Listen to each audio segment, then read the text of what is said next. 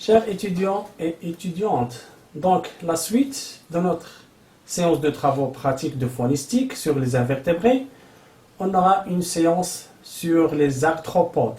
Cette deuxième séance de travaux pratiques sera réalisée sur les arachnides.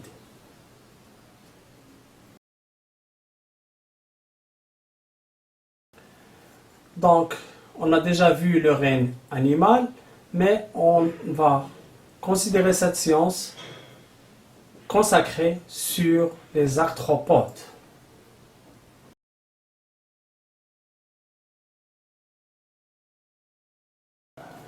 Dans les arthropodes, on aura les chélicérates et puis les antennates, deux sous-embranchements. Donc, dans le sous-embranchement des chélicérates, on a 14 ordres. Et dans le sous-embranchement des antennates ou bien mandibulates, on a 3 classes. La classe des crustacés, la classe des insectes et la classe des myriapodes. Donc, ce sont des animaux dotés d'un exosquelette coriace, d'un corps segmenté et de pattes articulées.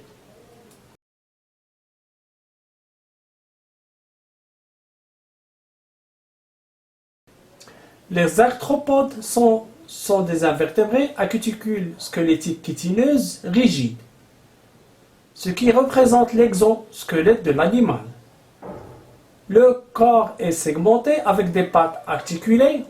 La croissance est à mu, c'est-à-dire on a deux types de mu de croissance et mu de métamorphose.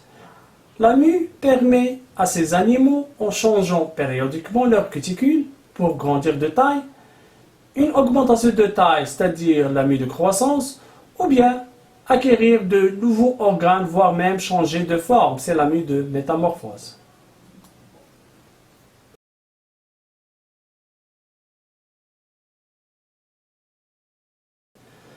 Pour le sous-embranchement des chélicérates, on a la classe des arachnides, c'est-à-dire 8 pattes, 4 paires de pattes.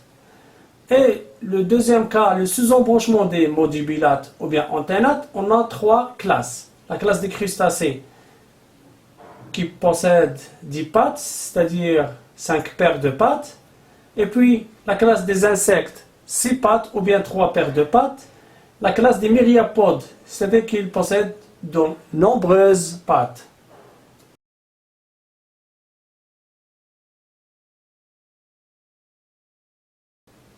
Donc, on va commencer par le sous-embranchement des chélicérates.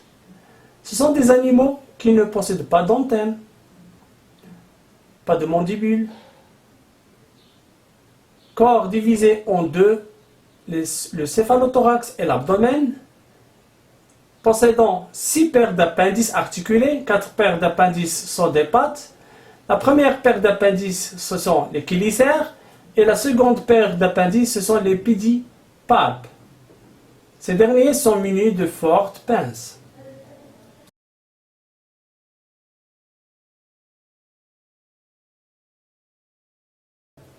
Dans la classe, le sous-embranchement des chélicérates, la classe des arachnides, on a dit que ce sont des animaux terrestres ou aquatiques, souvent insectivores, possédant 4 paires de pattes.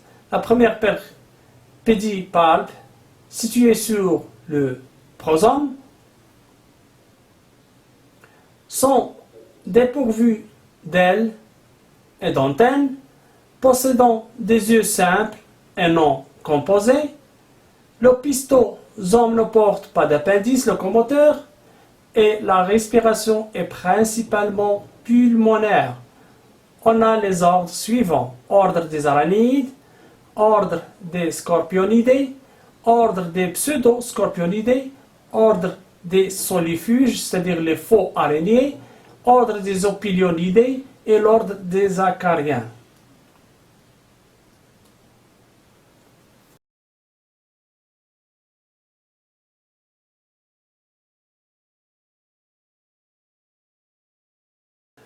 Dans l'ordre des araignéides, on a le prosome et le pistosome non segmentés sont reliés par un fin pédoncule appelé le pédicule. Le prosome a une première paire d'appendices transformés en chélicères et une deuxième paire d'appendices transformés en pédipalpes. Le prosome possède les 4 paires de pattes. Le pistosome possède l'orifice respiratoire et contient l'abdomen et l'anus. Les chelicères couplés à un appareil venimeux.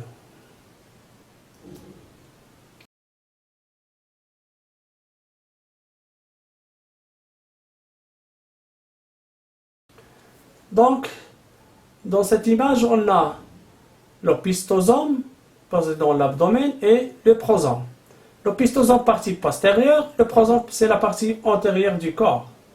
Et on peut voir les pattes qui sont articulées chez l'araignée.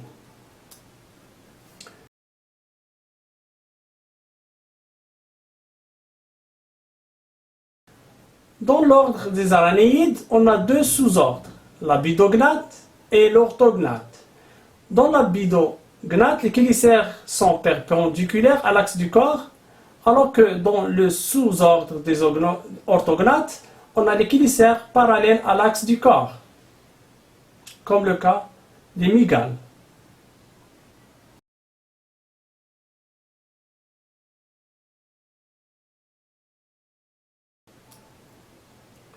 Donc vous avez plusieurs espèces d'araignées à déterminer.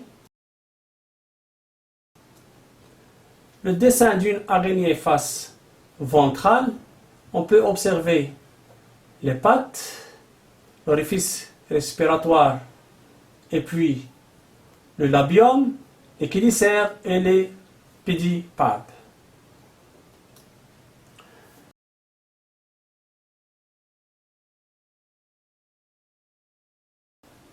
Dans l'ordre des scorpionidés, l'opistosome est divisé en 2 parties, le mésosome et le métasome.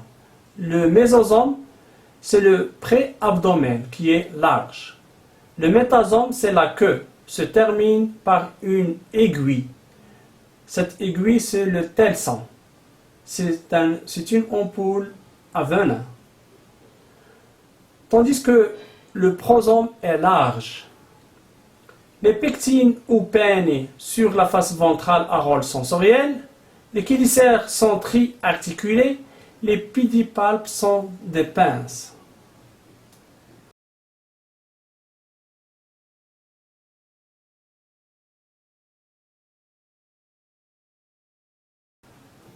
Donc, dans cette image, on peut voir l'anatomie d'un scorpion, face dorsale et face ventrale. Donc, il est bien divisé en opistosome et le prosome. Dans l'opistosome, on peut voir le métasome et le mésosome. Et puis, le telson dans le métasome, c'est-à-dire l'ampoule à venin, puis les chelicères et les pédipalpes.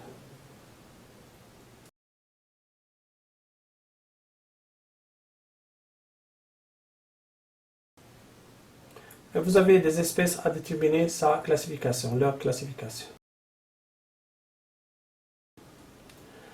Dans l'ordre des pseudo-scorpionidés, ils ressemblent à des scorpions, mais sont de petite taille, environ de 2 à 8 cm.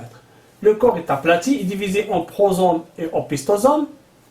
L'opistosome n'est pas divisé, formé par une seule masse. L'arrière du corps est court et arrondi sans aiguille, c'est-à-dire sans ampoule à venin. Les chelicères sont biarticulés en pinces.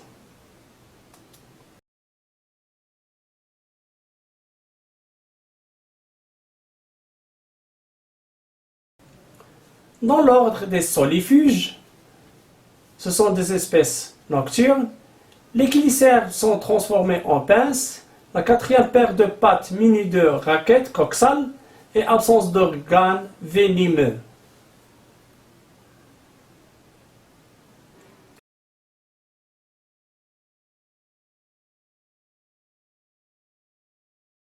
Pour l'ordre des opiliolidés, on a les chelicères triarticulés en pinces, les pattes sont très longues, le prosome et l'opistosome sont fusionnés, les pédipalpes sont courts et tactiles.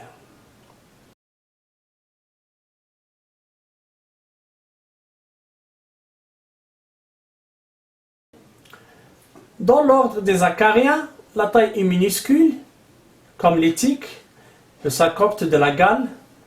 Le corps non segmenté, formé d'une seule masse.